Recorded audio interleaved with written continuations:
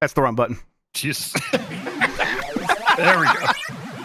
I don't do this anymore. Jan does.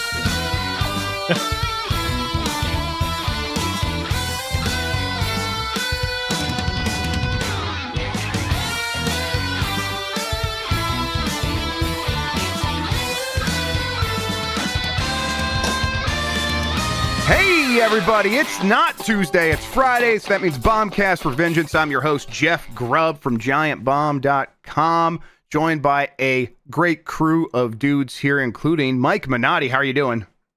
We decided I was Mitch today. You're already confusing Mitch me. Minotti. Mitch Tokoto. Mitch Tokoto. Excuse me. Yes. Oh, we got to tell our guest about we got to ask him about the origins of Mitch's name. See if he can get it. If anybody can get it, it's him. Okay. Right, Oh, for sure. For Tokoto, sure. Absolutely. Yeah. Dan Reichert's here as well. Dan, how are you doing? I'm doing great. How are you? I'm good. I'm doing, I really got in there with the Theracane, so I'm feeling a lot better, Yeah, I went to physical therapy this morning, and it was a new guy, because my last one moved. And so he's like, oh, what do you do for a living? And I told him, he's like, oh, I want to listen to your podcast, but I don't play video games. I was like, oh, check out the voicemail dump truck. The one we did yesterday, we actually just started out talking about getting old and Theracanes and Theraguns and He's stuff. going to hear all about my genitals. Yes, you will. Yes. That's right. And then Mike Drucker is here as well. Mike Drucker, tell the people about yourself. I think most people are familiar with you, but let's go ahead and give people a little rundown. Yeah, sure. I'm a writer and comedian. I've written for video games and television. I've written for Nintendo as well as places like The Tonight Show. And I have a book coming out about video games coming April 1st called Good Game, No Rematch, which is basically a bunch of funny stories about games and how I've humiliated myself with them. Yeah, I've been burning through this. He's been texting me frequently, like little snippets of it, and I'm like, I want to read this so bad, so I did immediately pre-order it. Drucker, I'm so much not a reader that I like the idea of it a lot, but over a year ago, Vinny Caravella recommended the Stephen King short story collection to me, and I like it, and I'm still not even halfway through it, and it's been over a year. This fucking thing, I'm almost done with in a week. The last book I actually read to completion was Becky Lynch, the pro wrestlers book. So basically, pro wrestler books and this are the ones that I can actually go through. These guys are gonna love it. One of my favorite stories is about Miss Red. Yeah. I think Minotti here will love this. I don't know if you want to give him a little teaser of this. Minotti's a big Final Fantasy guy. Oh. So when I was in middle school, we had a teacher who we're calling Miss Red in the book because I did not want to use the teacher's real name because it's a story about how she looked exactly like Aerith from Final Fantasy VII when Final Fantasy VII came out and we were all obsessed with it. And so there was me and 3 other guys in that English class with this teacher, Miss Red, who were so in love with her and so obsessed with her and would volunteer and make her little gifts and stuff. And she wasn't weird to us. She understood. She knew what our game was and was kept us at a good arm's distance. But it was just these middle school students trying to tell this adult woman being okay, so Final Fantasy VII, you don't need to play the other 6 to understand it. So if you want to play 7, we could loan it to you. Literally just the saddest people. Incredible. Oh. We were so in love with her. And when I say she looked like Aerith, I mean if you cast a human woman to play Aerith in a movie, it would have been this person in 1997. So was it extra hard for you when Aerith died in that game? We told her about that part. I think that part we might have omitted. Well, then I love the part too where all these years later you get on Facebook and you find her and she's like, hey, are you still obsessed with that weird game? I was like, no, not at all. No, I definitely don't own the album. I've spent years thinking about Final Fantasy. Not at all. This is why I'm enjoying the little tidbits that Dan had been sending me, because it's I know that place and time, because also it was junior high where I was at. In junior high, I had some friends who I'd go and hang out with them, and every time I would sit down for about a month, they would be talking about the same, the hottest girl in school who they just called Tifa. And because she looked like Tifa. And to them, this did not mean, oh, you're going to cast a human woman to play this character. This just means she was the first girl to grow breasts, basically. And so she's Tifa. Sure. That's it. Yeah. It's okay, guys, that's great. We all learned about breasts from Tifa and Final Fantasy Don't VII. speak for all of us. Some of us watched wrestling and learned about it from Sunny. And great. some of our parents did a bad job of storing adult material in a place that's easy to yes, find. Yeah, definitely. that too. Penthouse. Yeah, so, that too. Uh, A milk crate in the closet. Yep. yep, God, exactly. that Behind the reminds cleaning me, stuff underneath the sink in the bathroom is where my stash was. Don't worry. Yeah. My nieces and nephews stopped over yesterday. They're very young and they're just walking around the house, and that's fine normally. But I forgot that I bought an issue of Maxim magazine because it was the one that has the it's poker. It's Halo with chips. Yeah, Daniel Quote for Negreanu some just poker describes his game. poker game stack, which I'm going to get So I right was now. like, oops, I have I stacked gotta as hide well. my Maxim magazine. I never felt more like an uncle in my life. Halo with Yep, chips. it's the one with Vanessa Marcil on the cover, of Nicolas Cage's wife in The Rock. She's on the cover, and then it's got the stacked review in there. Yeah. Yep. I'm very proud of it. And I got to find a frame or something for Did it. you now. did you try to wait? Did you hide it from the kids, or did they actually see it? I don't think they saw it. They walked. They were doing laps around my house, and then I noticed it and just flipped it on the back. The back wasn't nearly as offensive. All right, very good. Okay, so Mike, you were writing this book. You were collecting these stories from your life related to video games. What was the process of picking which things to put in the book and what to leave out? And what was the conversation with the editors like? Yeah, sure. Well, when I pitched the book, I essentially wrote 3 sample chapters and then created a table of contents where I wrote a paragraph on what each story would be. And for those of you listening or watching, each story is its own contained story from my life. Like, some might call back to others or anything, but it's not like a novel where it's building up to a conclusion. It's more like, here's how I humiliated myself trying to impress a crush by cosplaying as Mario from Super Mario 3. Like, that's like one story. And then, the Power Glove basically tearing my family apart's another story.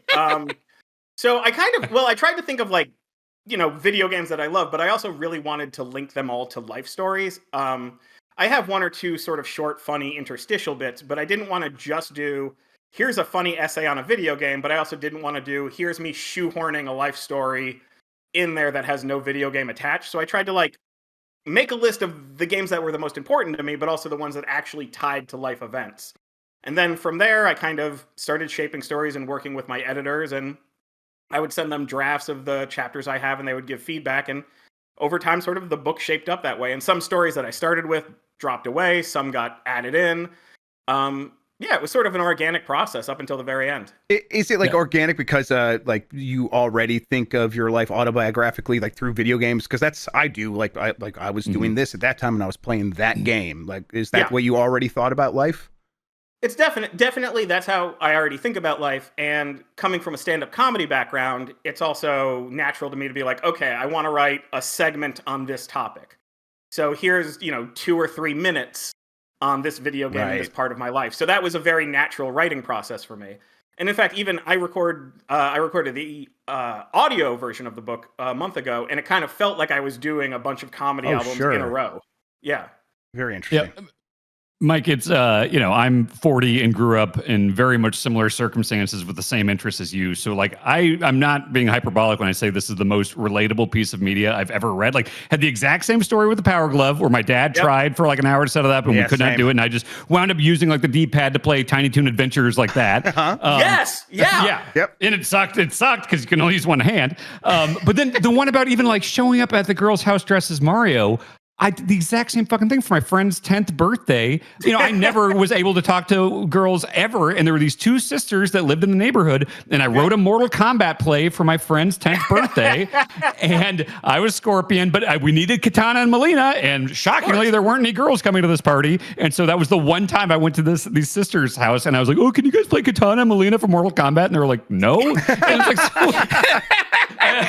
it's That's what they're going to be good sports about it. I swear, almost every fucking story in Drucker's book, I was like, yep. It's from going to the sports games and talking about the light leaving your dad's eyes when your dad's trying to get you to love sports and you're just wanting to play Game Boy. And it's just holy shit, this is an incredibly relatable and hilarious book. I cannot say enough about this. Yeah. Thank you so much. Yeah. What do you like when people read it? What are you hoping they kind of take away from it? I mean, honestly, I just want it to be a good time. I think, when I first pitched the book, it was 2023 during the writer's strike. And I was kind of I was in a bummer place. The world, kind of generally feels like it's in an ongoing bummer place. And I really wanted to write something about video games that was super funny and fun. I think, I myself fall into the culture war hole so much of like being angry about this or being mad at someone that I want to be like, this is like a beautiful art form that I love. And I wanted to write something that like how it influences our lives. Like there's a lot of books that are about the history of games. There are like beautiful bitmap books that are like, coffee table books that show you all this amazing imagery. But I hadn't really seen a lot of like, books that you see about movies or music where people are like, here is how this art form informs our very lives. And that's what I wanted to do. I really wanted to celebrate and write a happy, funny book. And I kind of hope I did that. Yes. Very cool. I'm laughing out loud on almost every page. I'm not kidding. Yes. Yep. Like I said, really looking forward to it. Let's give people the call to action. Like when can they get it? Where should they go to get it? All that good stuff. Absolutely. So this book is called Good Game, No Rematch, and it is available anywhere you can buy books. So you can get it on Amazon. You can get it at Barnes & Noble. You can get it on bookshop.org if you want to shop indie. It'll be available digital, hardcover, and audio. I read the audiobook, and it's all available April 1st. I know that sounds like a bit, and it sounded like they were messing with me when they told me that, but April 1st. So if you want to get something very exciting right before the Switch 2 news, my book comes out on April 1st. Out there compete with the Switch 2. Way to go. Yeah. Oh man. When they said Switch 2 news April 2nd, I was like, motherfucker. Like, why couldn't it have been like the 5th? Well, was there any discussion of someone else doing the audiobook, or were you just like, oh no, of course I'm always going to do that? It was we sort of had decided early on that I was going to do it. I had pitched as a joke having Keith David read a chapter as a bonus chapter. Good. Yeah. And the response was basically like, do you know how much that would cost us? And I was like, no. And they were like, we're not going to do that. Unless you paid for him, we're not doing that. Incredible. I always thought there's something inherently weird about like an autobiographical thing being read by someone other. Because like I did the anxiety book and a company reached out to me being like, hey, we will make the audiobook for you. We have professional voice actors. We have all this. And I was like, yeah, I want to do the audiobook, but can I do it? And like, so I went into a place in New York and recorded mine. Like, how did you find that process? Because like, it's so weird. Like you have to be so aware of your voice and clearing throats. And it's such an unnatural way to talk. Like it was like hours and hours and hours. It was odd. It takes hours and there's take after take after take. I'm lucky in that I had a really great director and sound engineer who also really enjoyed the book, so they got what I was trying to do with it. I'm sure like if I had someone who was just confused by it, it would have been worse. But I think what I struggled with was, you can hear this in the way I'm talking right now, and if you ever listen to my stand-up, I talk pretty fast. And so I had to really work hard to slow myself down and be more deliberate with the way I read, but while still keeping joke cadence in my voice and emphasizing the right words, slowing down, but not making it sound like I'm reading a report in high school. Mm-hmm. Yep. And that was like the most work was like, reading it, but in my head being like, okay, talk at a more normal clip. You don't have to bum rush all of your words out. But it was super fun. And again, the crew, the sound engineer and the director were like really supportive and really fun. And they also like gave me great reads. Like at one point I was stumbling and he was like, how about you try it this way? And it made the joke better than it actually just reads in the book itself. So it was a really good process, but yeah, it took like a week. Yeah. Jeez. I've just always been, and I've told you this personally, but like I've been in awe of your career because it's just like, not just like the video game stuff with Nintendo and everything, but also you're a late night guy. And so I remember the first time we got drinks in San Francisco, probably a decade ago or more at this point, and just like I was just kind of marking out, just asking about like the process of writing monologue jokes. You were an intern at SNL and all that stuff. Like, so you've been like the one guy I know that's like done like the late night comedy, the stand-up comedy thing, and the video game stuff, and now writing for TV, and it's just always been very, very in awe of your career. Thank you. Thank you. Mm-hmm. I've been very lucky. I feel like I've like Mr. Magoo'd into a career. Like I stepped on a banana peel, then hit a pie cart and like walked onto a construction site and I have a career. Hey, Mr. Magoo's the one old reference I think we could still get away with. That's like the old man reference. I think even kids are like, no, we get that. We get what you're going for there. I've said kids Mr. know Magoo. the Stooges? I mean, they know him. I think they know like the tropes of the Three Stooges, Yeah. but they probably don't know. Like they know like whoa, whoa, whoa, whoa, and like an eye poke, but they might Yeah, we not should know just the Three Stooges. go up to a child and try to poke him in the eye with like, the Right. two fingers And out. if And they if do they this, block it, then they're yeah. okay. Yeah. Another thing I'm in awe of is Mike Minotti's longtime handle on the internet, and I want to see if Mike Drucker can guess what this is. Minotti, do you want to explain? Sure. Okay. Yeah. My handle is Tolkoto. Tolkoto. Do you have any idea what that possibly Can we say that it's means? a portmanteau? Oh, you just did. I did. What sucks is I feel like once you explain it to me, it'll make all the sense in the world, and I'm just not It's thinking way of the right nerdier than puzzle you're pieces. even thinking. Yeah, and it's something you would definitely get the reference of, Drucker. Just give it to me because I'm going to be mad no matter what. Yeah. I thought this was very cool when I was 14. Came up with this. It's a combination of Tolkien and Miyamoto.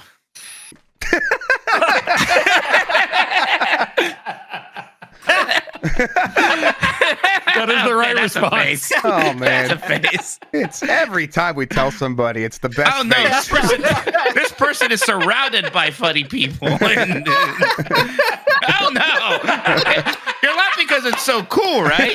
That's the coolest thing ever. No, yeah. Great. Yeah, That's the first thing I'd bring up on a date. Yeah, I've been holding on to that too. Everybody else like gets rid of their handles once they start doing these shows. I'm like, please still call me Tolkoto. Yeah. I like it. It's got a good sound to it. It does. It flows well. It's a lot of O's. I think you could be the fan that would actually break the real Miyamoto if you told him. Like, it would be like a person who's like, I'm not doing I'm this going anymore. back to my garden and my banjo. I never want to see Yeah, any of you again. I've heard too many stories of like fans disappointing Miyamoto when they meet him. I don't know if I could bear that. All right, I think it's time to talk about some video games. Let's do that. All right. Who's been playing something? Anyone got something you want to talk about that we can talk about? I've been playing a game that Dan turned me on to. I can't mention yet, which is all I can think about, Dan. I keep teasing it for okay. So everybody. Grub. Well, I guess we'll tease a little bit. Are you enjoying it? I'm friggin' in love with that game. All right, you need to message me right now what this is. Yeah, This is I'll killing just tell me. you right now. I know. I'm sorry. I really do hate to tease it, but it's just all I can think about. So I'm a bad person, and I'm just trying gonna to have think give what's it. coming out. It's like, embargoed for another while. You're gonna- Is there a portmanteau of it you could do? It's the Tolkien and Hulk Hogan. Actually, it's weird. Hulk Hogan. That's not bad. Hulk Hogan. Yeah, for sure. Hulk Hogan. It sounds like toboggan, but Yeah. sure. But I've been playing E.T. I beat E.T. the extraterrestrial for the Me Atari too. 2600. Oh, weird. That game sucks. Yeah. I watched you play it. I knew what to do. It still took me longer than you. Oh my god, it's horrible. Yeah, you were giving me shit when I was playing it. And it was cathartic to watch you play it. So Drucker, the three of us, we do a show called Blight Club where we play to completion the worst games of all time. And we just did a Blightning round, which is we did shorter games. And so Grub played Blues Brothers 2000 for the 64. Minotti beat Fester's Quest in 3 hours, I think. And about 3 hours, yeah. Yeah, and I beat E.T. on Wednesday in about an hour and a half. Have you played E.T.? I have, but I've never beat it. Did you understand like the mechanics or anything? Not even a little. Not even a little bit.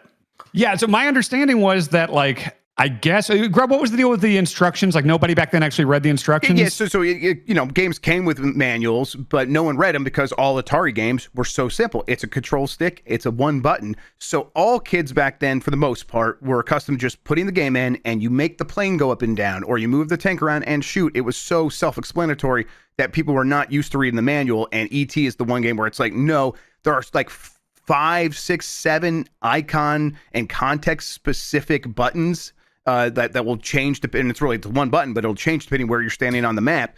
And so figuring that out is what the real reason so many people hated that game was, but also then it's just a bad game underneath as well.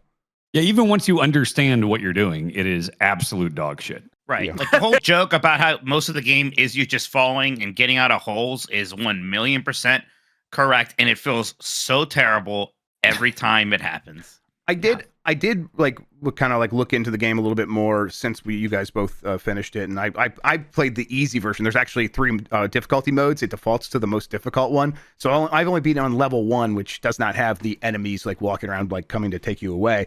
But there's still this common sentiment among people who are like, no, this is not as bad as people said it was. Dan and Mike, how do you respond to that? Wrong. Well, the thing I see people use to defend it is that oh, the guy had 5 weeks to make it. And I'm like, yes. Yeah, I get that's not a great spot to be in, but that doesn't mean the game is any better. It is significantly worse than I think I'd expected from Reputation. Because I thought it was just a thing where it's oh, everybody bought it because it was ET and it was licensed and it was just kind of boring or something. No, it's just confounding and makes you feel awful as you play it. So yeah, I would say it was significally worse than I expected. Yeah, look, we're not saying that the guy should go to jail or something, right? It's fine. We're not mad at them, but the game is not good. I do not like playing it. Yeah, I think the guy should go to jail. And that's a bold and brave for. decision. I like it, actually. Yeah. I did play Half-Life 2 RTX. You guys get a chance to look at this? This is the RTX update for Half-Life 2. Yeah. How is that? I want to set that up. I always want to set up these RTX and these new demos, and I never do on games I've already beat, and I need to do that. So yeah, I think this is definitely one where it's worth it because it's right in that sweet zone of it's a simple game geometrically speaking. There's not a million polygons, so they can get this running and do the full path tracing. For people who don't know, basically, it's just the computer calculating how light will bounce around a room, so they can make the lighting look very realistic.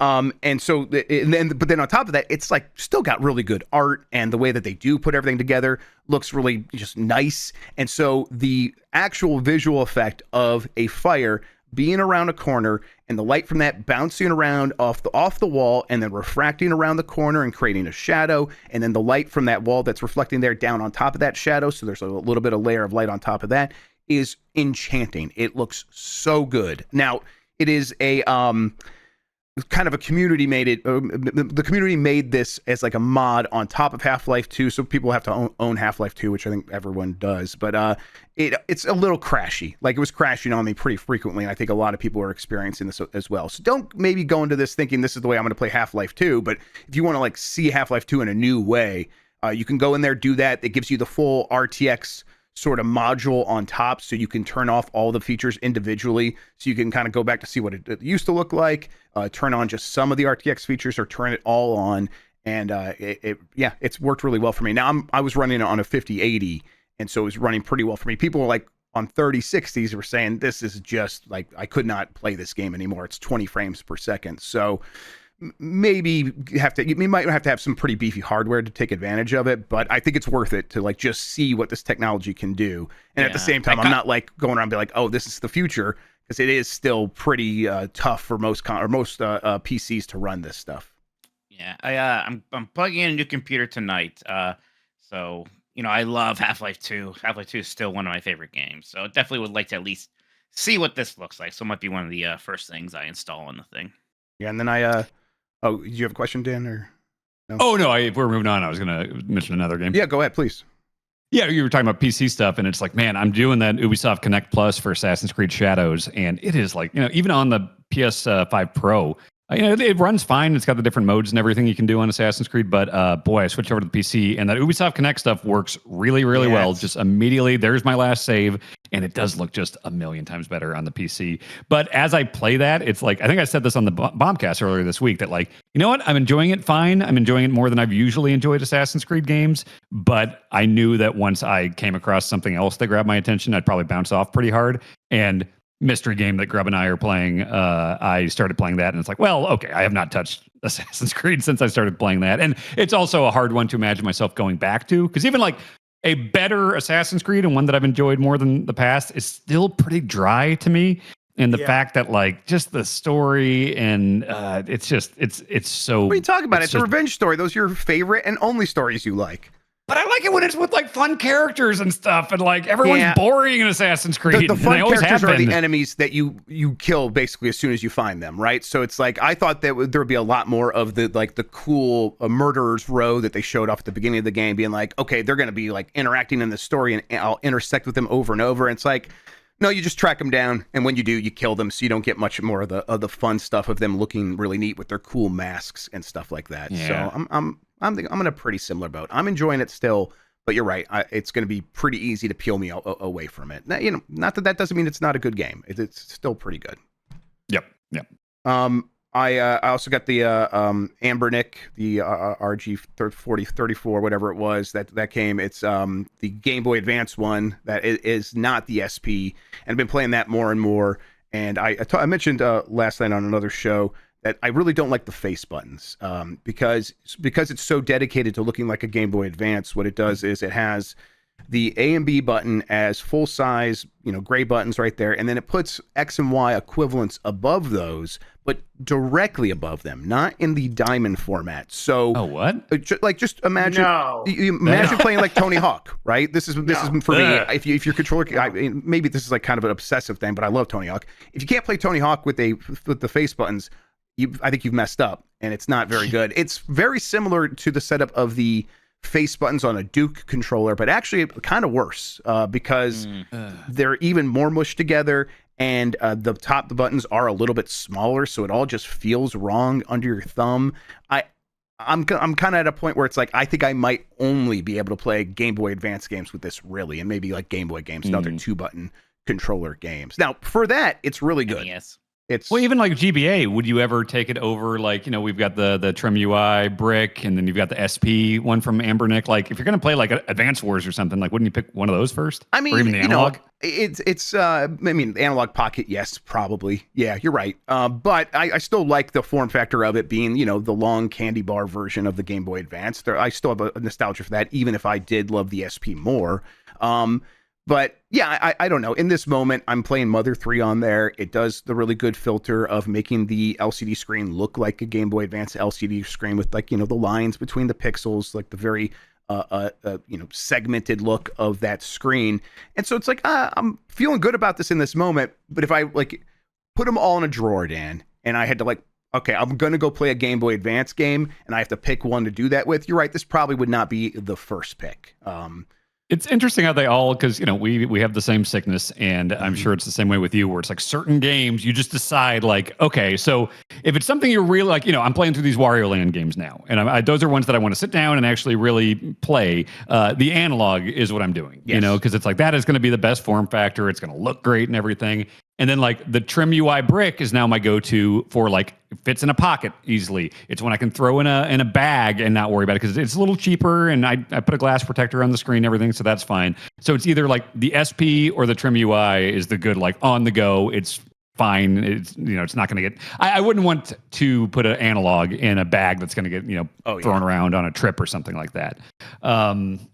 Yeah, and then the SP is the one that I bought a few of when they were on sale and just cloned my card with all the ROMs, so I can give out on birthdays and stuff like that, because I think that's such an easy one. Everyone loves that form factor of the SP. And those were $50 or something from Ambernick, at least when they were on sale. And I really need to get one of these clamshell ones, I think, because one, I want to play Mother 3, and it seems like a good way to do it. Two, I had a theme park experience recently, right? And I was in lines. One time I was actually just in this hour-long line by myself. And I mean, back in the day when I would still have a 3DS on me all the time, that was fine. That was nothing.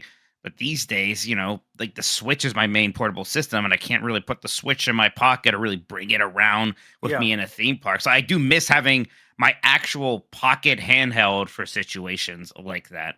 You know what I loaded up on the analog this week since I was reading Drucker's book is I was obsessed with Mortal Kombat as a kid, but I was, the arcade and then the Genesis version. So Mortal Monday was just the Genesis version. And then eventually I got the Game Gear because I wanted to be able to play Mortal Kombat on the go. And that was a pretty shitty version. But I never played the Game Boy version. And hearing Drucker describe it in the book about... Oh my God. You're talking about the first one's terrible and the second one's pretty good. And the third one went back to terrible. And I played him oh, you were dead on with that. Yeah. It's bizarre that when you play Mortal Kombat 2 on the Game Boy, you're like, oh yeah, this is a reminder that fighting games could be on the Game Boy and be pretty good. But 1 and 3 are it feels like they're making fun of you, man. Especially 3 after 2 was pretty good. Like the first one, you're like, okay, they improved. Number 2's better. They did their job. And then 3 is just such a kick in the nuts. It is the worst game. And it's not like Ultimate Mortal Kombat 3, so it's Mortal Kombat 3 with even fewer fighters than are in Mortal Kombat 3. I playing the first one, I was playing it on the analog, and I was like, I don't know if I know this game's supposed to be bad, but I don't even know if this is running properly because like it is just not reading my inputs. Like it's not just I can't do Sub-Zero's freeze. It's like it's not registering my kick. Nothing. Yeah, it'll do like a punch at like not when I say after you press the button, almost like when it lags on a real emulator. When you're like, oh, this punch is happening after I'm punching, but that's just the way. No, it's running correctly. Like it is running correctly. Like I have one of those, mod retros, and I have an analog, and it runs terribly on everything. Oh yeah, it was worse than I expected for sure. I remember like the game or Mortal Kombat Advance was also terrible. Yes. You think they would have figured it out at that point, and that was just also a travesty. But boy, all those Neo Geo Pocket Color fighting games, those were amazing. Those are amazing. They were so good. Those are amazing. I think that the Neo Geo Pocket Color Capcom vs SNK to me is the best of the fighting game series. Of that fighting game series, it's the best one. Yeah. I played so much of that while I was dragged to high school basketball games or something, just in the bleachers, just doing the arcade mode with Terry and Ken over and over again. Felt so good. Oh, Mike, can I spoil an anecdote from, or can I let you, the way you disappointed your father while accidentally accomplishing his dream at a sports game?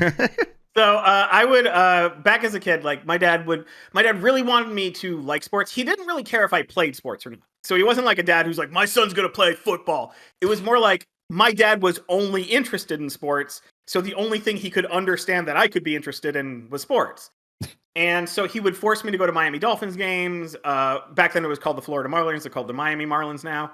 And one time we were at this Florida Marlins game, and my dad throughout his whole life had always brought a baseball glove to baseball games, had always talked about wanting to catch, whether it be a foul ball or a home run or just a player throwing the ball because he felt bad for you. And he'd never done it. He'd always wanted to do it. And I would bring a Game Boy to these games because they didn't care back then. And one time I was playing, and I heard like a big commotion behind me, and I was like, okay, something's going on. And what had happened was someone had hit the ball, and it had like gone near my section. And while I was not paying attention, it basically went like through layers of people trying to catch it before it landed right in my chair. Like I was bent over playing, and my back sort of was away from the chair, and the ball landed in that space. Oh my God. And then I sort of shot back up because I understood what was happening by this point. I shot back up, kind of hid the ball, and waited for the commotion to die down. Because if you've been to a baseball game, like people are really trying to get that ball. And once everyone gave up, I turned to my dad and I was like, "Hey, Dad, I caught the ball." And he was so disappointed, and he wasn't like mad. It was almost like. It was almost like I had sarcastically lived his dream. This is what you've been waiting your whole life for? This shit sucks. But have you tried just not paying attention? Yeah. Have you tried bringing War of the Worlds to a baseball game and reading that? I get it landing right there between your back and the seat is the funniest place it could have gone. Yeah. By far. Man. Yeah. What were you playing on your Game Boy? Do you remember? I don't remember at all. Yeah. I mean, knowing me, it was probably something like, for some reason I was really into Lock and Chase. I don't know why. Sure. Okay. I don't know. It was, it was also around the age when you would get 1 or 2 Game Boy games a year. And so it's like, you're either playing Alleyway or you're playing nothing. Yep. And I think it was sort of like that time. Mine were ones that I never had a Game Boy Pocket or anything until my mom, she was a waitress at Macaroni Grill at this point. And it was like lost and found, like stuff would stay there for like a year. And then it's like, we got to clear this out. And so it's like, oh shit, I got a green Game Boy Pocket and Bugs Bunny Crazy Castle. And it's like, all right, that's the one game I have. I got to play a lot of Bugs Bunny Crazy Castle. Could be worse. God, Bugs Bunny Crazy Castle. Bugs Bunny Crazy Castle is like the Game Boy equivalent of like A Knight's Tale, where everyone had that on DVD for some reason. Oh shit! It just existed everywhere. Or we were talking about that with of Fester's Quest. Everybody just had it for some reason. But my weird Game Boy game that I had was it was a weird version of NFL football where like when you would punt it over the other team, they're like, oh, that's a turnover. It's like, oh, the people that made this game did not understand this sport at all. I played that so much. Yeah, go ahead, Mike. I had Simpsons, like Bart Escape from Camp Deadly, something like that. It was just Was it Camp Krusty, or was it? No, it wasn't Camp Krusty. It was called Camp Deadly in the game. It had nothing to do with that. It was just all of those Simpsons games were pretty bad back then. This one was rough. And I remember desperately trying every Game Genie code, hoping that one of them would make the game fun somehow, and it just never took. It never took. Drucker, one of the punishments for if we ever quit a Blight Club game, which has not happened yet, we all have too much pride in beating these terrible games, but one of the punishments is you have to just play Bart versus the Space Mutants to completion, because all of us have that thing of like, we all rented it because it was a Simpsons game on NES, and no one's ever gotten past that first level. I don't think I have. I've definitely played it and could not tell you what happens after that first level. It's complete nonsense. So. My sports Game Boy story is I was like okay with sports, but I definitely preferred video games. My dad wanted to take me on like some father son. We're gonna go to the Sweet 16 for the March Madness, and it was in St. Louis, another city, and it was like this whole thing. And he got us like a helicopter tour around St. Louis and stuff like that, and that was really cool. But the thing I was most excited about is like, we're gonna get a Game Boy game, and I got Kirby's Dream Land, and I was playing that the whole trip, and then I assumed that he like didn't really notice what game like he got me. So a few like months later, when I was like, okay, I haven't had a new game in quite some time, and I've played through Kirby. I'm not gonna play that again. I'm like, hey, Dad, can we go to this? They're doing this new thing where you could trade in games and get new games, and I could trade in this and this Kirby game. He's like, isn't that the one I got you in St. Louis? And I saw how sad he was, and I felt bad. So I still have that copy of Kirby's Dream Land to this day, because that's how I disappointed him. Actually, it was like I did not respect the fact that he got me a gift. That's actually sad. It was. I felt terrible, and I still have carried that trauma this whole time. It's like, God, I have I shouldn't even tell. Because I have a similar traumatizing story about kind of. It was worse. I was a brat because it was some kind of like birthday thing, and I said I wanted Super Mario Land 3, Wario Land. And my mom got me Mario Land 2 instead, which I already had. So, of course, I was like, oh, Mom, I had this one. And she was, I could immediately see how sad she was. I was like, why did I just not pretend I didn't? Yeah. Why did I do that? What's wrong with me? Why am I a bad person? Mine was, I wanted Earthworm Jim 2 for Genesis, and my grandma got me Earthworm Jim 1.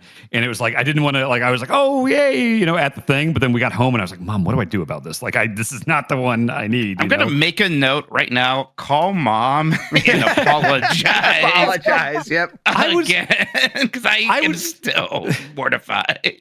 I was such a dumbass when it came to Christmas games because, like, I thought that, like, for some reason, the quality of the game would increase the odds of me getting it as a gift when, like, my grandma didn't give a shit. She didn't know what any of this stuff was. Yeah. But, like, I remember specifically wanting Star Fox for Super Nintendo because I remember every Christmas I could ask for one game and my grandma would get it to me. And I would, like, try to sell her on it. And, like, again, I could say anything and she'd be like, fine, that's the game this year. I faxed her an EGM review of Star Fox. Be like, look, everyone on the review crew liked it. I'm, like, circling it and, like, faxed the Star Fox review to my grandma. And it's like, yeah, I'm sure that put her over the edge for it. You had a fax machine in the home? We had a fax machine at home, and I would also, when I wanted to see movies that my friends weren't super interested in, I remember the Kansas City Star gave like a 3.5 star out of 4 review for Sergeant Bilko remake with Steve Martin, and faxing my friend Jeff the Sergeant Bilko review, being like, see, we got to see this. Like, that was my move. Did it work? Did you see Sergeant Bilko with Jeff? I might have seen it solo. I don't remember. The other bad time with the gift was I got a Vice Project Doom, like way after I was like, oh, I want Super Nintendo games now. And that was an NES game, and a friend came to my birthday party. Someone I don't even like remember inviting. So they bought me a video game, brought it to me. It was not like, you need to bring me a present. They were like, no, we're doing this because we want to. And I was just like, oh, great, NES game. And I'm like, I did not sell it as the way I needed to. And I've also carried that this whole time. I should find that guy and apologize to him. And being a kid sucked. Yeah, but we're all just little shits. Chat just reminded me of me being a shit thing. I don't know if you guys have heard this one. I wanted the Dreamcast so fucking bad when it was coming out, but I definitely did not have the money for it because I think I just traded in everything to get like the 64 like a year or two prior. And it was like a few weeks before the Dreamcast came out, $99.99, and it was preseason football. And I remember my mom was upstairs, like getting ready or something. She wanted to watch the Chiefs preseason game, and I'm downstairs in the living room. I've got it on. I've got the like pre-show on, and she's like, "What channel is the game on? I want to put it on up here while I get ready." And I was like, "Oh, it's on CBS." And she's like, "No, it can't be on CBS. It's not on CBS. Football doesn't. It's not CBS." And I was like, "Mom, I'm looking at it. It's got the I logo. It's I'm 14 at this point or whatever." I'm like, "Yeah, it's on CBS." She goes, "Dan, there's no way it's on CBS." And I said, "You want to bet me?" And she goes, "Yeah." I said, "All right. If I'm wrong, I will do all my chores for free for the week or for the month or something.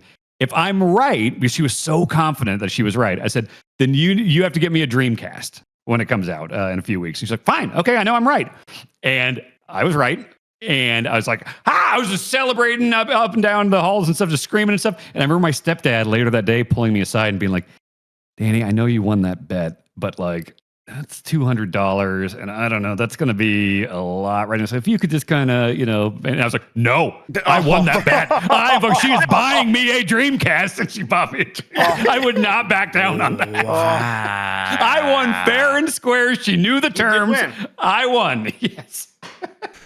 Wow. Of course, football's on CBS. I wish I'd go back in time and help your mom. Yeah, why was she so certain that it couldn't I don't possibly You be on moron. network TV? Football's not on CBS, and it'll never be on CBS, you loser. I'll be deep in the cold, cold ground for the days the Chiefs preseason game is on She doesn't CBS. deserve to have that $200. I should have it. I have no son. That's a little shitty, Dan, but Dreamcast is pretty good. Yeah. And a bet's a bet. A bet's a bet. I guess it I is. would do it today to my mom. To be clear, it'd be somehow better today. Yeah. It would also be more expensive today. Oh, yeah. Oh, yeah. That's true. I'm looking for a Dreamcast. Yes, absolutely. Because there was a time there where just new Dreamcast, like they marked them down to $50 or something because they couldn't. Yep. They couldn't sell them. I was like, man, I wish I just bought like 4 Dreamcasts right then just to have them. God, what a time. All right. Here's what we'll do now. We'll take a quick break. We'll come right back for live viewers, and we'll get into our Mount Rushmore of video game first levels, which we'll discuss exactly what that means right after this. All right. We are going to come right back. Let's see. There it is. All right, we are back, and okay, whose idea was, Dan? Was this your idea, Mike? Your idea? Who was like, "Hey, we're Mount Rushmore"? I think it's first it was levels. probably mine or yours, and we immediately forgot. That Grub. sounds. It wasn't like mine, us. and I'm sure of that. Okay, so it's one of ours. We'll just say it was mine. Okay, fair enough. That works for me. This is going to be like first levels, but also maybe like first introductory areas, right? What do we want to like cut off? I think we will, if there's a question about it, we'll decide on it as a I group. think we should be pretty strict about, I don't know, level. Like if you're trying to tell me, like, oh, getting up in Metal Gear Solid and you're walking around those first blocks or something by the water, that's not a level. Yeah, to or me. something like, I don't think this is going to be on there by any means, but like a Glass Joe fight. Does that count? Maybe that's a bit. Or- Yeah, And then there's weird stuff like Mega That Man, counts. where I it's think like that counts. Glass Joe. Yeah, what about something like a Mega Man, where it's like, well, everyone does Metal Man first. Like, I don't think that counts because you can pick. I think that's the beauty of Mega Man is that there isn't a first level. What about- So I think it's just not Mega Man's. But game. Mega Man X has a first level because Mega Man X That's has that true. introduction. That is true. Oh, okay, so like the village from Resident Evil 4, is that a first level? Ooh, that's a great. That's a question. I'm asking. I'm because not that's a sure. contender if it is. Yeah, I'm like, Sort of an opening sequence. I think games eventually had opening sequences pretty often. Yeah, like, maybe that's you a can't separate say- thing. You can't say the tanker of Metal Gear Solid 2. Right. Yeah. Right? Yeah. Yeah. okay. Why don't so- we if we go through some, we think about ones that are definitely first levels. Okay. Then we see if we need to be so wiggle roomy with it, anyways. Right. Okay, Okay, well, let's start with, like, there's going to be a Mario. well, right? I mean, it's going to be 1-1, right? 1-1. Yeah, 1-1's. That's got to be it. Yeah, one's great. I think the I'll other get it Mario back one that would everybody maybe compete with it is Bomb Battlefield. Ooh. Okay. Bomb Yeah. I mean, it Battlefield. could be mostly Yeah. Mario Incredible. on this list, if I'm being honest. All right. Let's see. Yeah, but Bomb Battlefield and 1-1 are good choices. Yeah, like It's- 1-1 it's- is the first level, right? It's the George Washington, right? You say first level in Yeah. a video game. It even has all those ones in it. If you say there's lots of games that actually have a level called 1-1, But if you say 1-1, I'm going to think about Mario. I'm going to think about those first blocks and that first Goomba you jump over, and then you get that mushroom, the secret pipe, of course, the first piranha plant. Just so many things there, just setting up what not just Mario, but what video games are going to be for a while. Yeah, it's interesting that 3, despite being like one of the best Mario games, like, the first level is a good level, but it's not like this iconic thing, Right. Yeah. And then, even World, like the first level is really good. That one's weird because I think 1-1 is actually the second level you go. Yeah, you go either way. Yeah. So there's that weird little Yoshi hut, the first level. Yeah, but then Bomb Battlefield is just so great because it has that kind of critical path that you should follow, but it encourages you immediately to go off in these different directions, and that becomes very important for finding other stars. And then just the way it remixes that level for different goals, like the race with Koopa the Quick. But the first time just scaling that mountain and actually going up and fighting King Babam and immediately finding little secrets, like the little shortcut when you're going up there, or just, how you could be a little sneaker and grab the ledge a bit early to get to the top instead of running all the way around. Feels so good. Yeah, and the fact that the very first level ends with this memorable boss fight, right? Yeah. Oh, the music's a huge part of it because both of those, right? Ooh, Jan in the chat does mention Warehouse Tony Hawk 1. Ooh, I like that. Yeah, that's a good call. Tony Hawk has a lot. I think the first 3 Tony Hawk games all have amazing ones with Warehouse, Hangar, and then Foundry. Yeah. Warehouse might be the most iconic of all of them still. Yeah. It's funny because even when I play Tony Hawk 1 again, there's a part where it's like, man, Warehouse is the best level still. Maybe all the levels should be a bit smaller like that. I love how sort of tight and compact it is. All the goals are so close to each other. It almost feels like you could do it all in one run. Boy, yeah, I think about the Warehouse a lot. All right, I'm still writing these down on this list for everybody, so that the chat can watch along. So far, we have Super Mario Brothers 1-1, Super Mario 64, Bob-omb, Battlefield, and then where are we going to go with Warehouse? I think put Warehouse on there. Warehouse is on there. I think first level of Sonic, I Green Hill Zone. Yeah. I love Green Hill Zone. I mean, the first time you do the loop and stuff, like that's huge. Yeah, you go in the tunnel. There's another one with good music, and that was so vibrant and colorful, right? On the Genesis, I still love the way that Green Hill Zone looks. I mean, it's so good that Sega honestly brings it back way too often. It's like in every Sonic game sometimes. Yeah. One way or another. That's one whenever I'm setting up like a new emulation device, like I will like to test like, I'm just going to load up Sonic and check it out. Like it looks awesome still. Is the escape sequence from Super Metroid or like the setup of Castlevania Symphony of the Night, are those introductory sequences? Ooh. Those are more like sequences. And I mean, honestly, for Castlevania, I was thinking of just the first level, Castlevania 1. Totally. Okay. Right? That you have that intro going in front of the castle. Then you have Vampire Killer, which is an all-time great song. You're outside for a bit, then you're in the castle. You get the Mermaid Man encounter. It ends with you fighting that giant bat. I think about that first level all the time. And here's another one. Great Deku Tree. Oh yeah. Ooh. Okay. Do first dungeons count as first level? I think that's fair. Yeah, I think that's fair. Yeah. Deku Tree's Yeah. really fucking good. Yeah, that makes sense. Because like I think the opening of the game is, like we're saying, an opening sequence. Like there's tasks, but you can't really fail them per se. But the Great Deku Tree, I feel like, is the first time you're like, oh, this is I'm playing and I can fail. I am outside of just like talking to people trying to block me from leaving this exit. Yeah, it's not the tutorial anymore. It's like you're actually playing the game. Yeah. I think that Mike had a pretty good point earlier of Mega Man X. That highway intro level is really cool, especially because, the Mega Man games at that point were all, hey, pick your first level. And here you did have this intro sequence, and it's a perfectly set up to teach you some of the new mechanics here with the dashing and especially the wall jumping. You had those memorable fights with those giant bee robots. You're dodging the cars. You can even ride on them. Get the introduction of Vile and then Zero. It's a perfect little intro. Love it. E1 M1. Yes. Yes, 1000%. That's kind of like Doom. Yeah, you kind of just Doom, exactly. You kind of just, this is a canonical first level in my brain. When I think of first levels, I go to Doom E1 M1. Yeah, or E1 M exclamation mark. Yes. There we go. Fixed it. That's like a level I've played so much in my life that I feel like I could complete it with my eyes closed. Yes. And I'm not the person Sure. who could do that easily with something, but like I can imagine the entire map just hearing E1M1. Yep, I've built a mental map of that, absolutely. And you're right, I'm the same way, where it's like I don't do that with most levels, but that one, it's just like I know that turn, I know where to get that thing, and then, yep, absolutely, all the secrets, yeah. Walk back, right. get the shotgun, yeah. I know I'm usually a bit of a hater on this one. Oh. I want to see what you all think of God, now I'm forgetting. Damn, I forgot the word for damn for a second. In GoldenEye, that I was level. considering that, but then I was thinking like I kind of like, as far as a first level, like Facility, I think is better than Damn.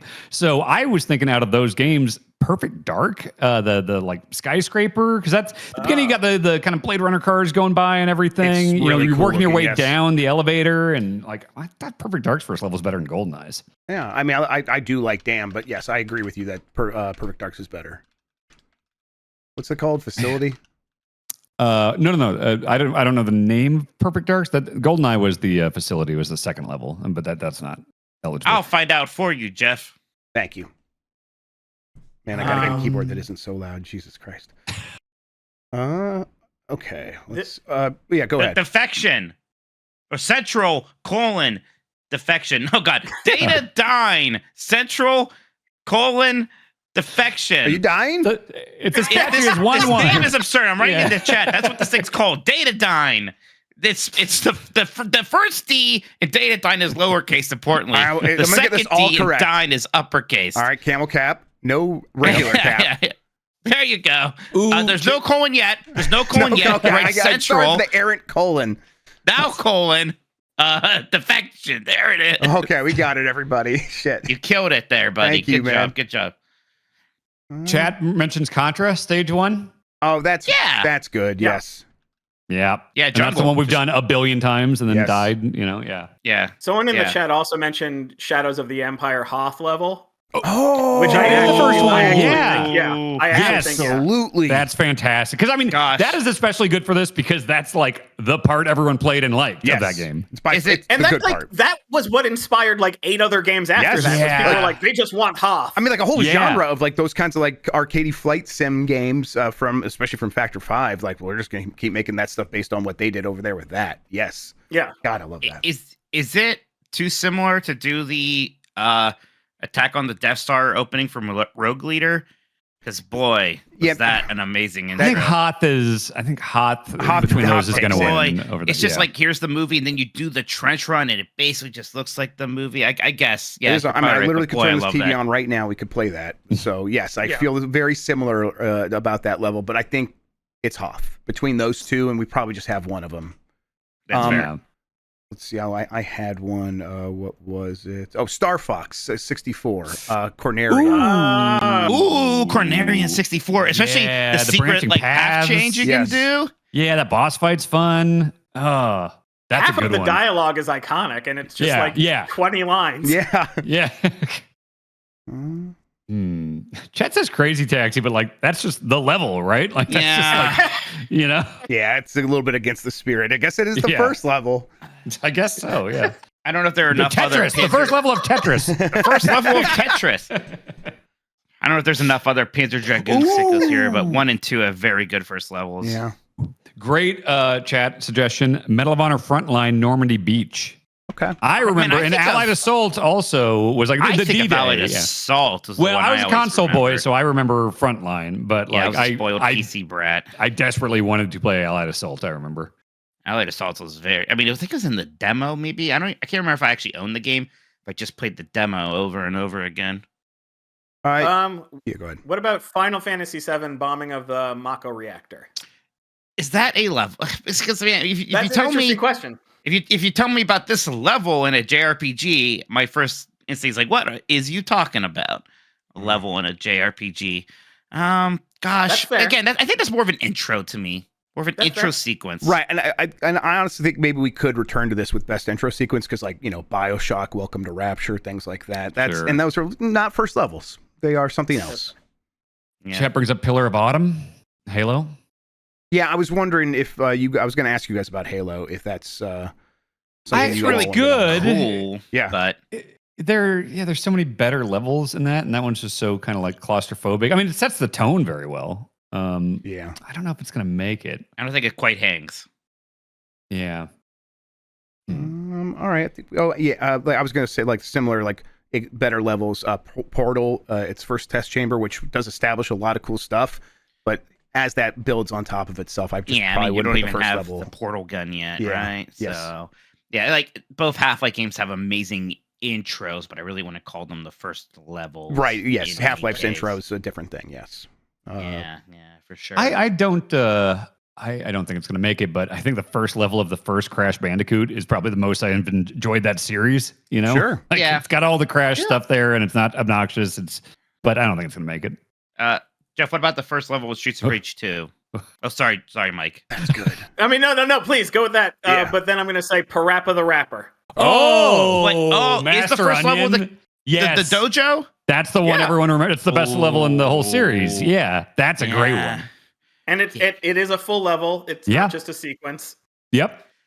I think That's great. I think the best video I've ever seen on the internet still is somebody like made that mod Parappa the Rappa level where it's Batman and Parappa, and like Batman's like, "This is where I watched my parents die, Parappa. This is where you watch your parents die." Whoops. Yeah, I can't get enough of it. All right. The first level of Parappa is called Chop Chop Master Onions Rap. All right. There we go. Oh yeah. Okay, Sorry, so we got to go decide: are we counting the village? No. There's too Yeah. much other stuff to think about anyway. It's an intro sequence, I guess. Okay. Yeah. I mean, it's got Yeah. like a beginning and an end to it, like it like ends, but like it's a transition into the rest of the game. So I'm okay with calling it a sequence. It's like my question is: if you went to somebody and said, "What's your favorite level in Resident Evil 4?" and they're like, "What do you mean level? What is that? How do you define it's that?" weird. Right? Yeah, do you mean Yeah. area? Because like and that just is a different thing, I guess. Yeah, like Devil May Cry has levels. I don't think Resident Evil necessarily does. You know. No.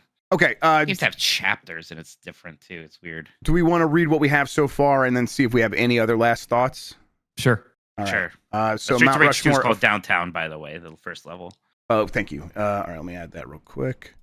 Chat saying, did they discount Link to the Past? I mean, what would that be? Just That going would to be- the castle and getting out with For the first Zelda, first or- dungeon. Yeah. Or Again, would that be it's the really Eastern good. Palace? I mean, it's really good. I mean, that's like my favorite game ever. But I don't know if I'd call the castle. I mean, that's just kind of setting the tone.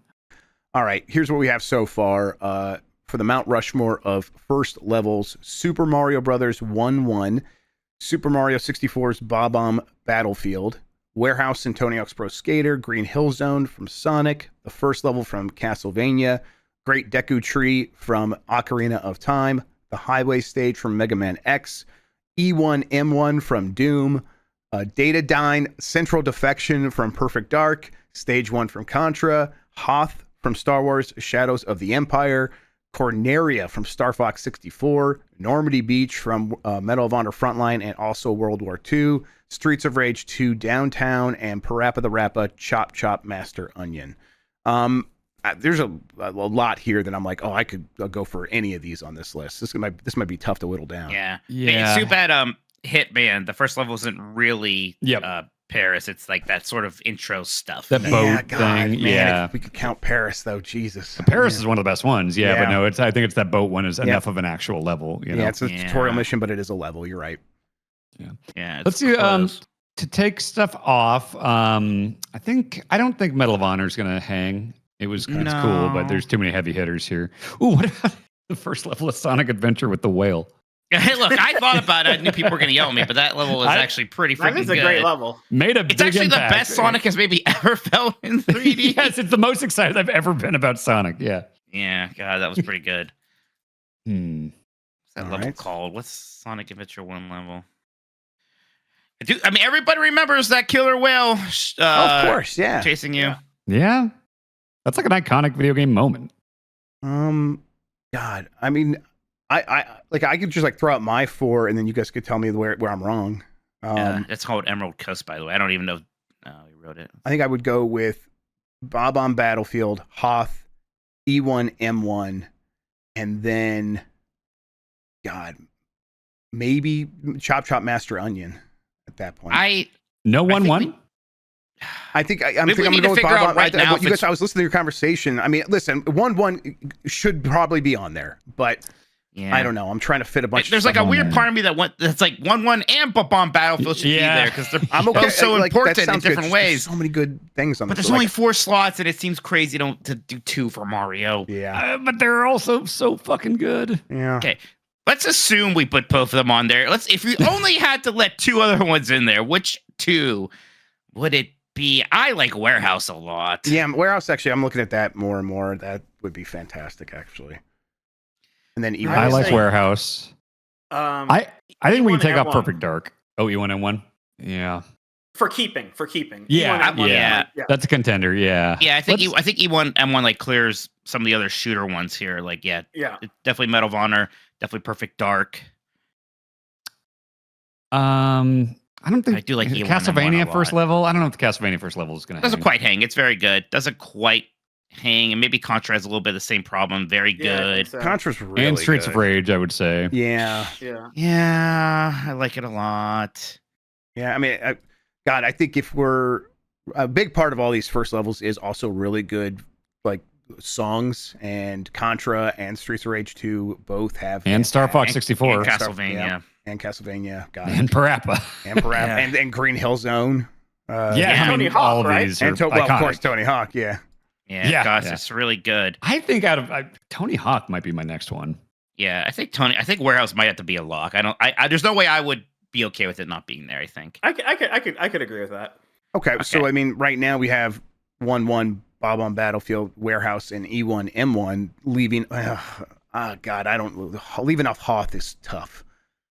That's But- such a good first level. It's tough, but like the only thing I would be willing to get rid of is one of the Marios, and it's just Yeah, God, leaving both of those off seems like a lot. I will say the one that I would get rid of the most out of these left, maybe Deku Tree, just because there is so much game before there. There is. There's like Right. a good hour, probably. Yeah. That's Yeah. fair. Jeez. Doom. The thing is, the music is. I remember more than actually the level. I mean, I think it's cool. I remember like blowing up the barrels and stuff was cool, but like I'm not like Drucker in that. Like I can't picture. Like I've beaten that level a million times. But I think something about the actual playing of it, maybe it's because I played Wolfenstein, before. Maybe. That it's like I wasn't as pretty- shocked by like, oh wow, like I mean, it might have been the case with you too, Mike, but I don't know. That's fair. I have a pretty photographic memory at level. Like especially that part where there's like that zigzaggy path, and there's a guy in the top left up there, and Yeah. Throwing fireballs down. Yeah. just doing the little. because pop over the top there, yeah. we always like play Doom on everything, right? And sometimes you're not going to get very far in it, but you're always going to play that first level. Sambo in the chat says there's like 5 minutes before Deku Tree. Boot up your 64. 5 minutes. Even if you Right, know, speed like runners. yeah, even if you know where to get the sword and the shield and the rupees and everything, it's gonna be. There's a lot of cutscene and stuff there too. There's a lot. Yeah, I think the Deku Tree talks for 5 minutes when you Yeah. beat it. Yes. We should I guess let's keep cutting actually, so we can at least talk about some of these other I- ones. Mega Man Cut Mega X Man? and Sonic. What are we feeling about those? I would get rid of Mega Man before Sonic, Me same, as much as I would same. hate to. I I think agree. that's fair. It's good. I really do, I think that Mega Man X level is so good at introducing mechanic stuff. It's great. If it was a top 10, it would be in there for sure. Yeah, it is 4. It is just 4, and that's rough. I will say, someone in the chat made a good point of, do we have any games that are from after 2005? Well, I think part of that is that, like, the idea of games having levels where, like, that was like almost every game back then. And That's now true, that's you true. still have them, but it's not as much broken into levels, Right. Yeah, And even that's true. the games that do have levels, it does almost feel like, some of it is that we are much better about easing people into games. Maybe that the first levels can often feel maybe a bit trite and forgettable. Even in a lot of the retro ones.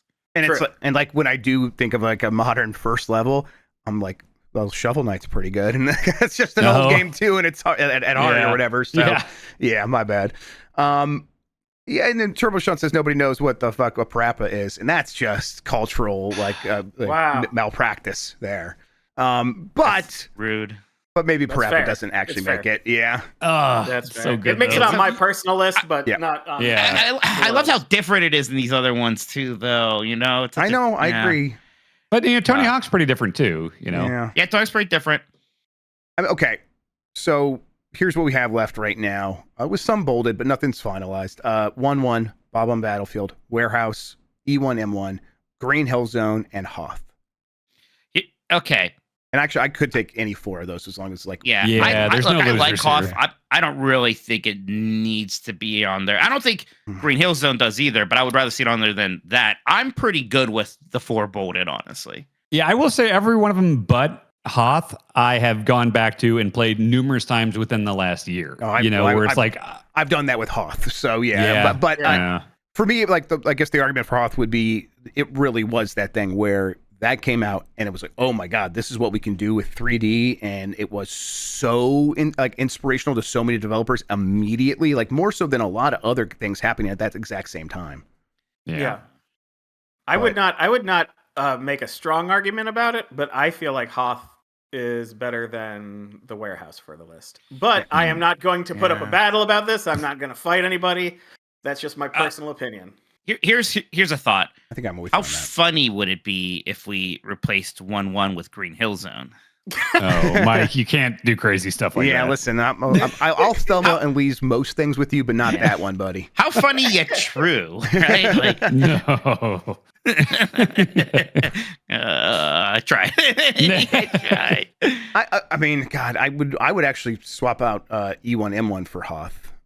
Even I wouldn't personally, but what if can we do I would E1 M1 or Hoth vote with the panel? I'm fine with that, and with the knowledge that all of these are great at this point. Yes, these are like we're struggling because I want to put all of these on the list. Would you maybe do a call for votes on Hoth versus E1 M1, Jeff? Okay, am I doing in the chat? Are you asking or here? No, us 4. Okay, us 4. Okay, yeah. Chat doesn't matter. Well, yeah, because I just figured we just did it because Dan said he was okay with that, and Mike. Yeah, but I can't keep track of things. Okay, and then I would replace E1M1 with Hoth. So, Mike Drucker, how are you feeling about that? Oh, that's a tough choice. That is a tough choice. You know what? I'm going to stick to my gut and say E1M1 stays on the list as my vote, but I'm okay if I'm overridden. Right. Okay. Well, I'll vote for Hoth. Yes, and I vote for E1M1, so that accomplished nothing. It's good use of our time, though. It's a tough vote. It's a tough choice. Yeah, it really is. I mean, we could put it to chat now if we wanted to. Okay, so then Hoth instead of Warehouse is that not going to get anywhere? I'm taking Warehouse 10 times out of 10. I would take Hoth on that one. I would take Hoth on that one too, but Mike, I don't think Mike? No. Oh, no way. I'm definitely Warehouse. Okay. All right. Okay. I think Hoth has had its chance, and I think even though it tied, sure, but I think really we didn't bold it first for a reason. Fair enough. Okay. So that I think that means both Sonic and Hoth go over to the right then. Unless Unless anyone I think wants that's to right. I think what we got is good. I think this is pretty good. Yeah. That seems right. All right. Well, then in that case, Mike Minotti, why don't you go ahead and read our Mount Rushmore of First Levels? Mount Rushmore of First Levels. The George Washington Super Mario Brothers 1-1. The Abraham Lincoln Doom E1 M1. That's what everyone always says. Yep. The Thomas Jefferson Super Mario 64 Bomb Battlefield, and that young upstart there, Teddy Roosevelt, Tony Hawk's Pro Skater Warehouse. Is that the most recent one on the list? That is the newest video game on there for yesterday. Wow, guys. So no. Oh no, it's good. We're right. We're right. Yeah. We're not old. We're right. Yeah. I mean, this is just it. Go start carving the mountain. All right. Well, that was good work there. We'll get that posted so people can yell at us on social media for a change. You all have anything else we should bring up? I think that's a show. I think we could just get out of here. Cool. Let's plug the book again. Yes. One more time. Mike Drucker. What's the name of the book? Where can people find it? When's it coming out? It's called Good Game, No Rematch. You can find it anywhere books are sold: Barnes & Noble, Amazon, bookshop.org, or any independent bookstore. Available hardcover, audio, and digital, and I read the audio if you happen to like the voice that you're hearing. Well, thanks for coming on the show, Mike. I cannot wait to read this book. I'm very excited about it. Everyone in chat accusing us being boomers and old. Okay, what post 2010 first level would you put on here? Let's see it then. What would it Minecraft. be? Ooh, I bet it's Minecraft. Roblox. Where's the first level of Horizon Zero Dawn at? Both Minecraft and Roblox are more than 16 years old. Fuck. That was my new reference. Yep, those are your new references. Where's the first level of The Last of Us where I watched my daughter get shot? Like, Also super. Nope. yeah. Mike Minotti, Your Dan first Reichert, levels are all cutscenes. thank you all Imagine both that. so much. I think I'm gonna hit this button. We'll just play the music to get us out here. Actually, I got to turn the audio on for you all again. There we go. All right, thanks for watching, everybody. Until next time, have a good one. Take care of yourself, and goodbye.